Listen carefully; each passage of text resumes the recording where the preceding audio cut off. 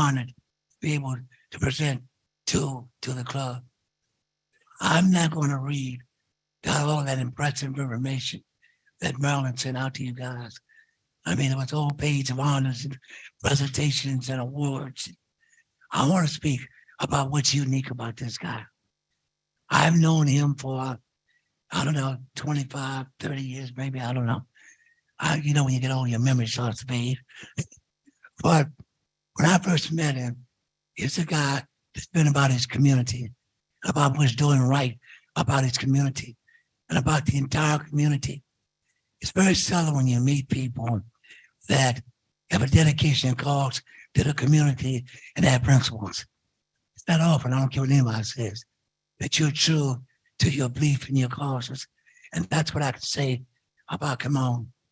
He is so true to his beliefs. This guy says, you know what? I'm gonna start a radio station. And I'm gonna call it We Act Radio. He is a owner of a radio station. It's called We Act Radio. And I am proud to say that I'm like what's called an OG on his radio station. I had a show on his radio station. It was called Community in Action. And Kymone gave me the honor of being able to have a show every week. And Kymone, Kymone, I talked to him about us doing a show, Kymone, by the way, again. But anyway, Kymone is an activist in the community.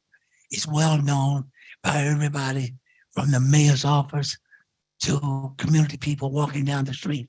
Everybody who walks up and down Martin Luther King Avenue where the radio station is know who Kymone Freeman is. I don't want to take a lot of time with introduction because I want him to say everything that he needs to say. And another thing that this guy's done now, he's written a book. Incredible, he's written a book. And when he told me about the book, he's going to send me an audio version. But when he told me about the book, it's got nothing to do with his activism. He's an author, a true author. And it's going to maybe be a movie as well. He's working on that. And so we are honored today, and I'm honored to introduce my friend, Kymone Freeman. Thank you, Kymone. All right, all the artists in the house, any artists in the house? Any artists? See, that's a shame because when we was born, we came into this world, we was all artists until someone convinced us we were not. Because everyone here has sang a song, everyone here has danced, everyone has drawn a picture. We was all artists. And the great Albert Einstein says that imagination is more important than knowledge. So I'm gonna ask you again, any artists here? All right, because let's be creative and re-envisioning the world because what we have now is not sustainable. What we have now is not sustainable. My name is Kymone Freeman, Angry Black Man in Therapy. I'm honored to be here with you today. As such a distinguished group of people in an organization whose vision statement says a world of peace, justice, equity, opportunity, and human well-being within a thriving and sustainable environment. Woo! That's a mouthful and you got your work cut out for you. But I'm here to join you in that fight. My distinguished mentor here, since he started off with my day job running a progressive talk radio station, We Act Radio, we're on the radical side of Martin Luther King Avenue in Anacostia. The building's paid for, thank you very much. So we're not going anywhere. But we are re-envisioning ourselves because just like COVID changed everything else, it changed us as well. So a lot of our production has been off-site and that's not coming back. So we're at a pivot on where we're going to get to next. But the pandemic created an opportunity for me to re-envision myself.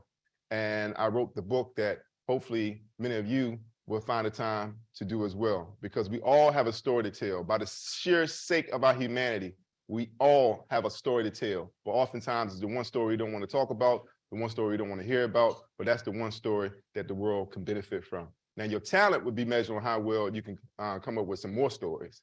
But you might want to employ the Ernest Hemingway writing method. Write drunk, edit sober. Okay? Worked for me. All right. And I'm sorry I'm not going to be here when the drinks come next week. I'm on the wrong week on the schedule. But I'm here to talk about an unfortunate situation.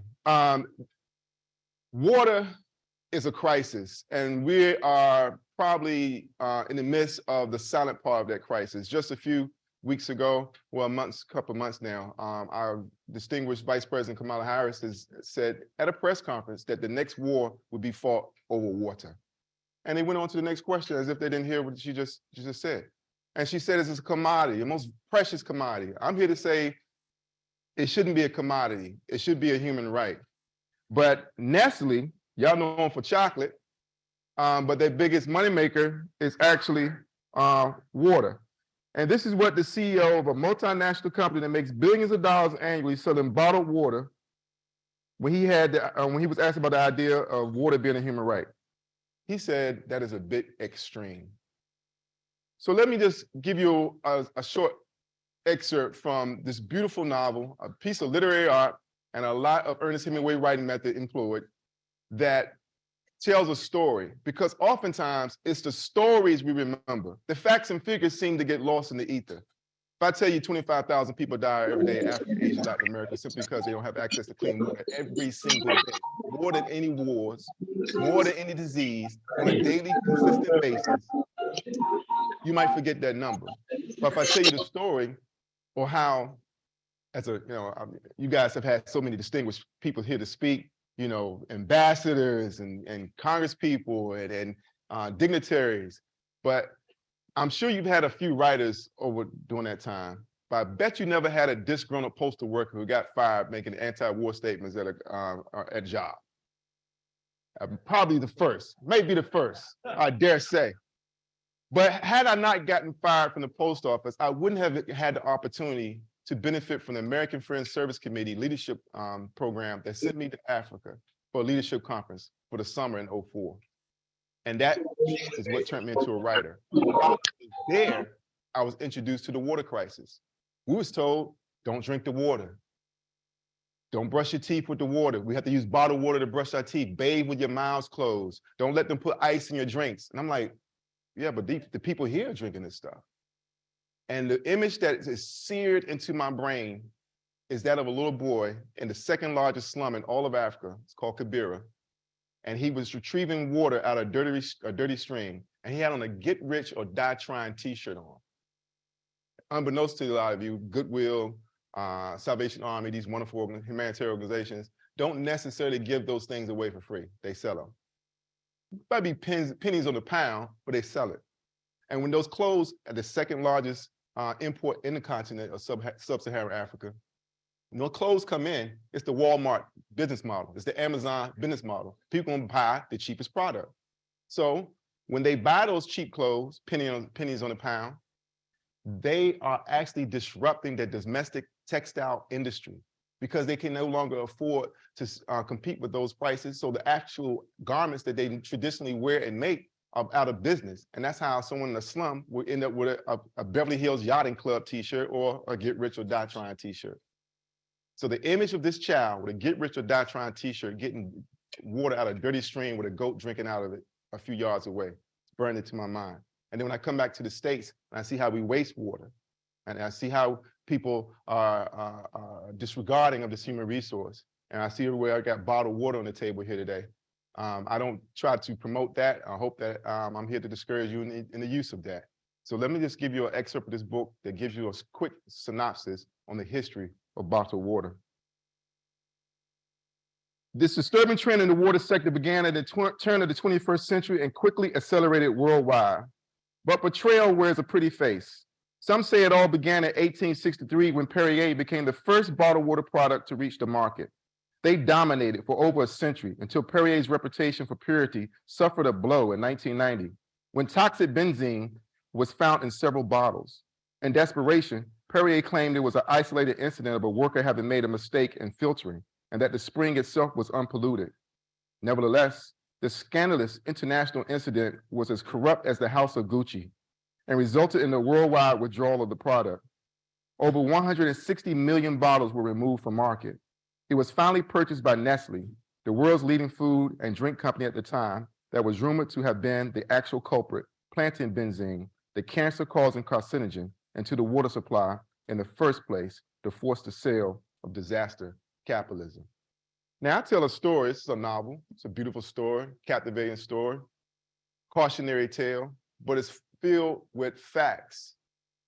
Novels, I should say fiction, as they say, can bear more truth than reality, because fiction has to make sense. They say reality is stranger than fiction. So let me give you some stranger than fiction. We all know about the Flint water crisis.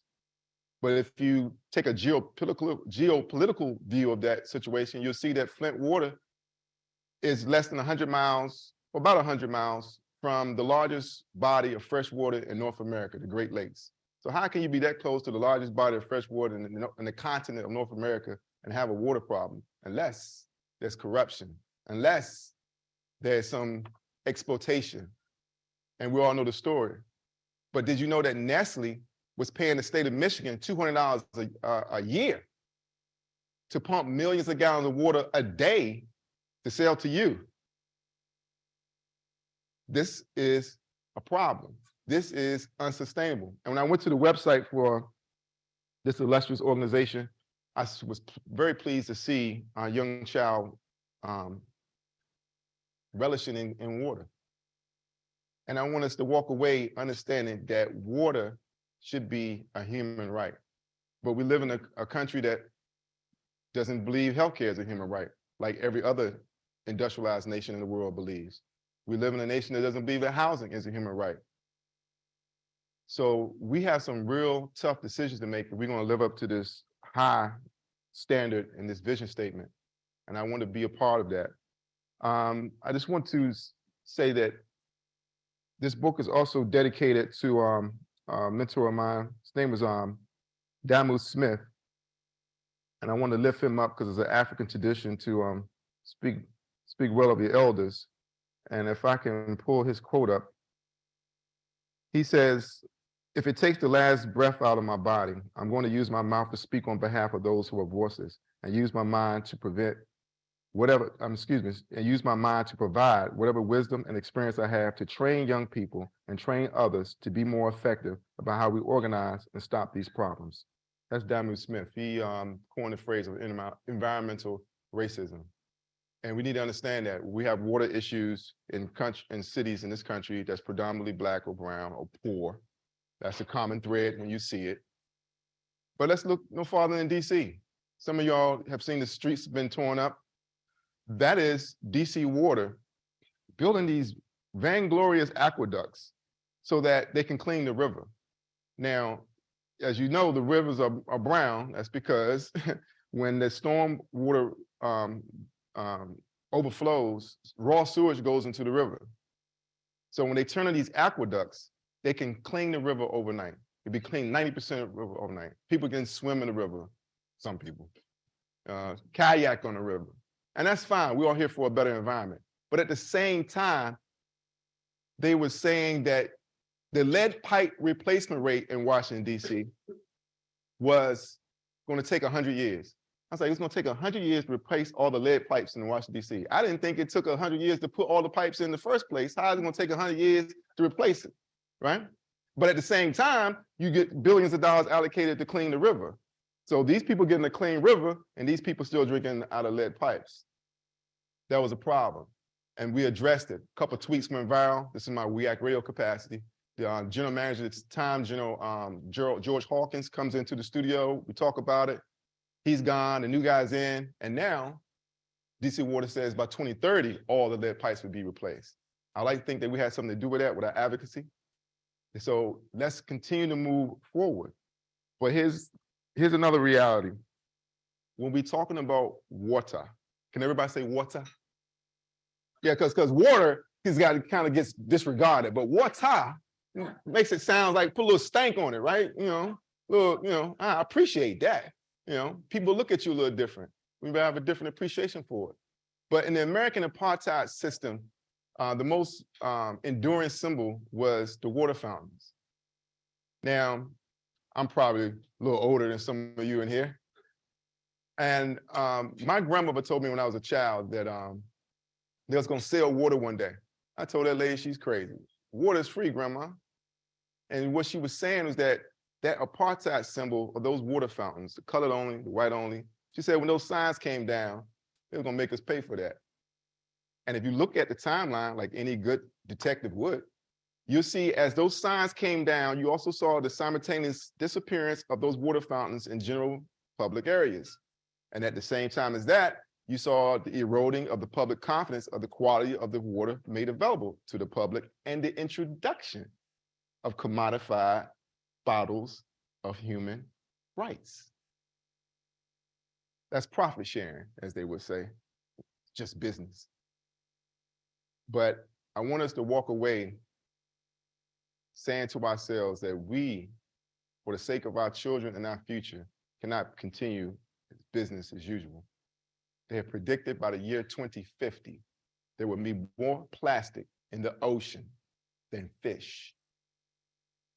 That's one generation away, ladies and gentlemen, unless we do business differently. So this book is to raise a cry to Paul Revere, if you will, on this water crisis that few people are talking about, but a lot of people are investing in, a lot of people are profiting from, and they hope that your silence and apathy will continue so they can continue to do so. But this story, I'm proud to say, is destined to become a major motion picture. So we're going to hear a lot more from this. We're going to hear a lot more about this, hopefully see a lot more about this.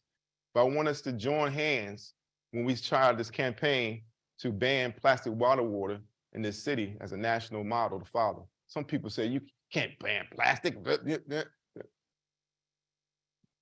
If Bruce Jenner can change his name and his sex and become Woman of the Year, I'm quite sure we can do anything.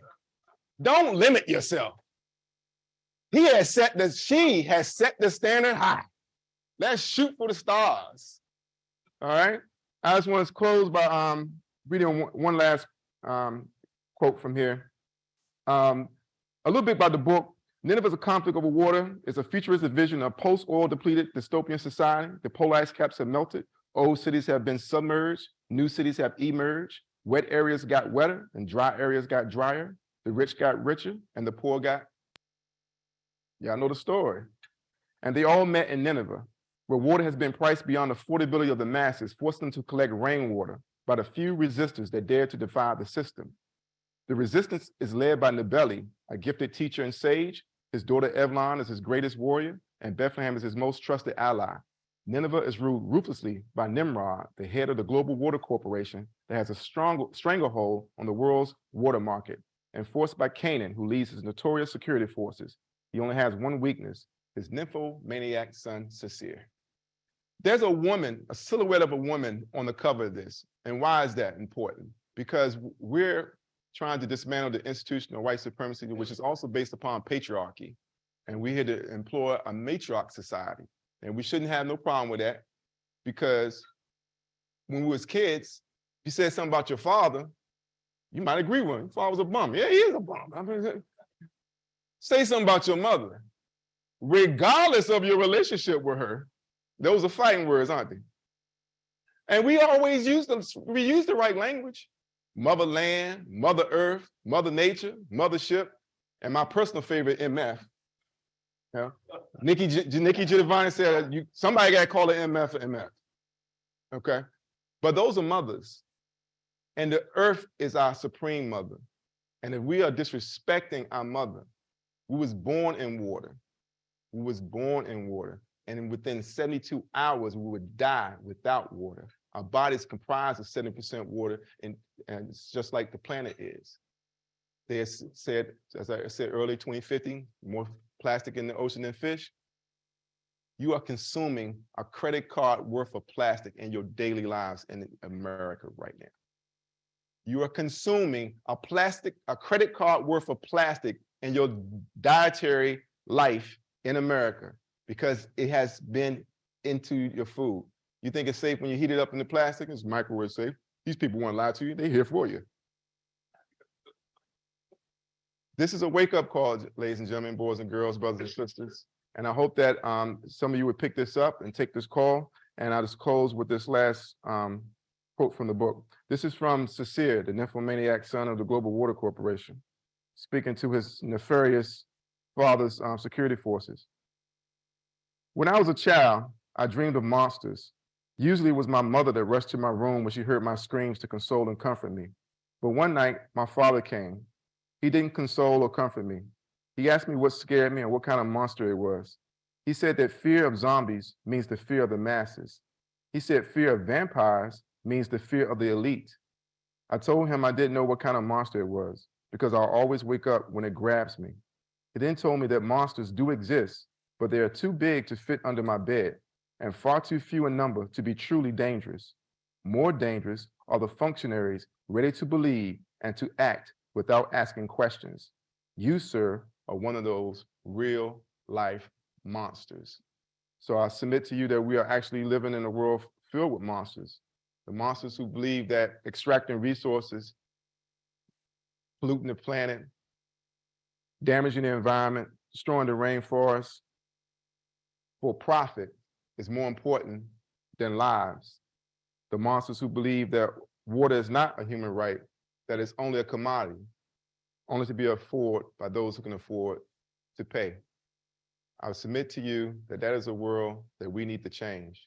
And hopefully we will turn this book and the subject matter within these pages of this book into a real fiction of a world of make-believe as opposed to reality.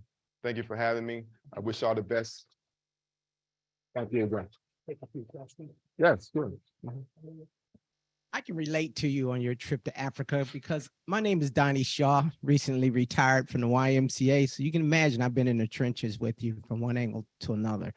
But I took some kids to Africa and it was an eye-opening experience. It crushed a lot of stereotypes. I realized I was hoodwinked, led astray, bamboozled, but I noticed the importance of plastic while I was there. It was so important.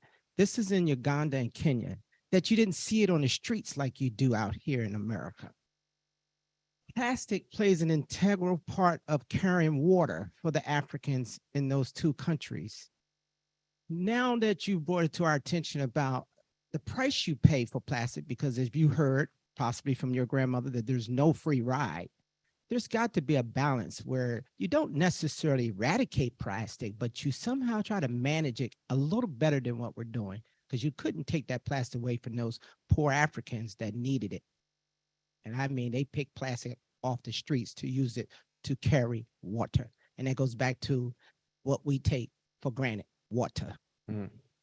That's a fair statement. However, I think we need to think more broadly and remember that plastic as a product, it's only been around about 100 years.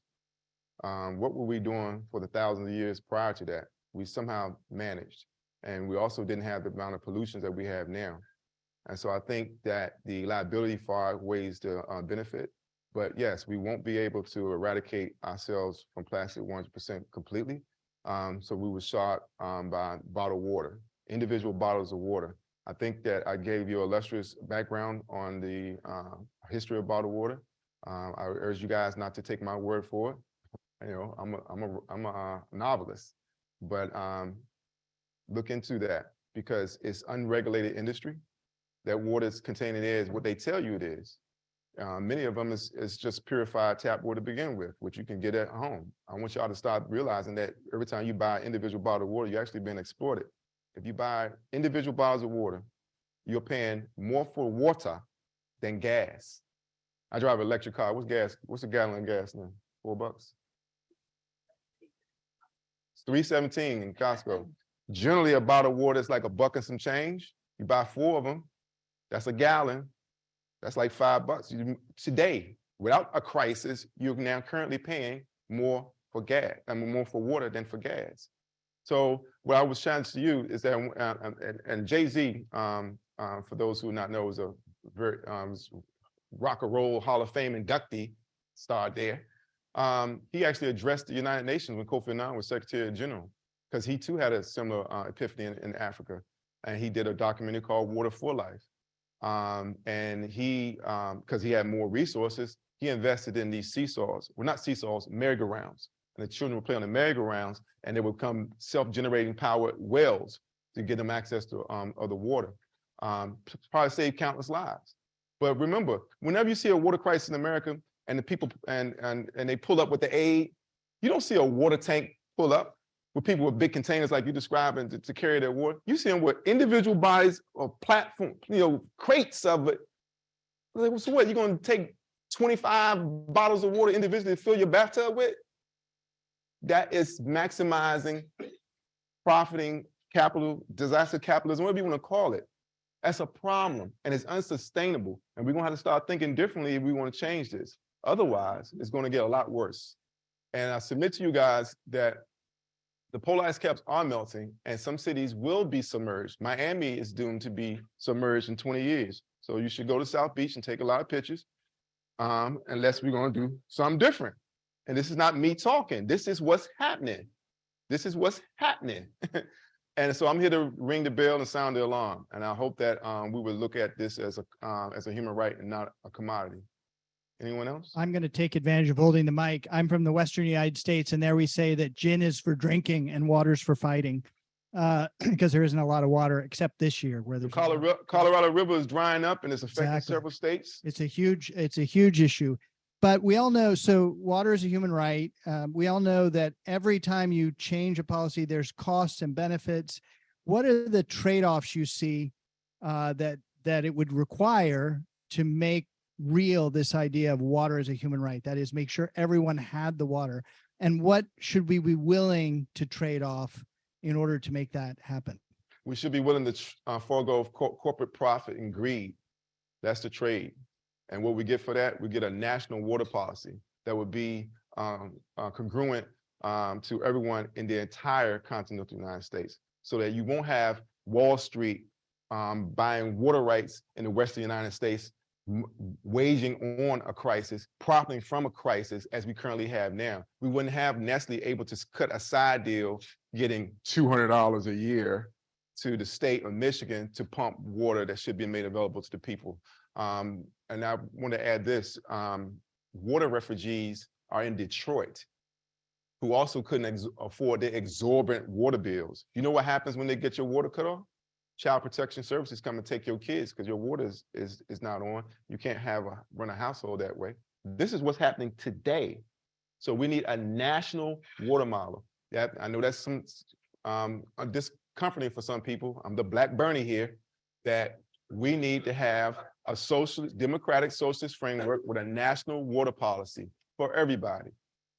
Some people can't have clean water and some people have dirty water. Jackson, Mississippi, I mean, we can go on. So we need to push for that. And that's what I'm here to push for. And I want to start by banning bottled water in this city. And we can have, like my grandmother had, those water fountains back, but not the water fountains where we have a sanitary concern, but a refilling station where you can just go and get your filtered water and carry your own container. You know what I'm saying? So now I'm going to be asking people 2 questions. What you've been reading and where's your water bottle? All right? And that's how we can change society. Thank you. Any other questions? Raise your hand if you got a question. Oh, I'm sorry, I didn't see you. Jerry? So you don't want to use plastic. What do you use instead of plastic? Oh, it's a plethora of materials, sir. I mean, you can use plastic if you want to reuse it. You can have a plastic water bottle that you reuse. We're talking about the wastefulness of it. One-use plastic. So let me be clear. One-use plastic is the ban. One-use plastic is the ban. Reusable is reusable. Okay. But I prefer. Well, then you trusting that they're going to do what they say you're going to do. And in America, that's not always the case, is it? Because I've seen those dumpsters, they come and pick up the trash, and I've seen with my own 4 eyes them take the same dumpster with the recycles, and that's assuming everyone is actually honoring that this is recyclable that they put in there, is being dumped into the same container, the same truck. So unless that truck is segregating it somehow when they flip it, it looks to me that they're putting it in the same container. So, and you can look into it. I think it's somewhere less than 50%. Less than 50%. It's far less. I just want to call out the wrong number. I'm confident it's less than 50% of all recyclables is actually being recycled. When I was, I'm older than some people in the room, but you look good, girl. When I was a kid growing up, everything came in glass bottles. The milkman. The milkman came to the back door, and Coca-Cola came in glass bottles, and And I remember my mother would take these bottles back to the grocery store and get back a 5-cent deposit that she'd put down on the bottles. Mm. Is there anything like that that's a viable option today? It will only be if we can have a government that tells the business what to do rather than business telling the government what to do. That's our problem. Greed is not good, contrary to popular belief. So I think what you just said, what's wrong with that? That was a system that was working. Sometimes old is better. You know, if you get in a car accident, you might want to be on an older model than the plastic ones. Yeah.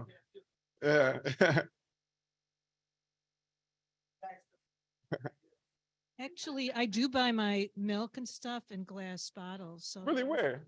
Whole Foods. Oh, you mean the one that Jeff Bezos owns? Yeah, Oh, it's okay. owned by Jeff Bezos, and they do charge $3 for the bottle, and when you return it, get your $3 back. So Okay. Maybe if Jeff Bezos stopped trying to play around with the rockets and the moon, he can help us solve some of these problems right here on Earth. What do you think? Other questions? I got one more statement, so if anyone questions, I want to squeeze in before they kick me off here. I think we're done anyway. So go ahead. Okay. And then I'll turn over the I question. drive a Tesla, not because I'm a fan of Elon Musk, or which I'm not, but Nikola Tesla. Are we all familiar with the legacy of Nikola Tesla? I never miss an opportunity to remind people. Nikola Tesla, ladies and gentlemen, boys and girls, brothers and sisters, was an inventor who created a tower that would emanate and transmit electricity, much like you get Wi-Fi or your cell phone service or radio frequencies. It would create electricity, and it was clean energy. So J.P. Morgan, when he found out he couldn't commodify that, it's like, holy, tear it down, try to write him out of history. Thomas Edison even refused a Nobel Peace Prize because he would have to share it with Nikola. They tried to write him out of history. It's the crazy man. Look this up. So I want you all to all remember that had that been implemented, we wouldn't have half the problems we have right now.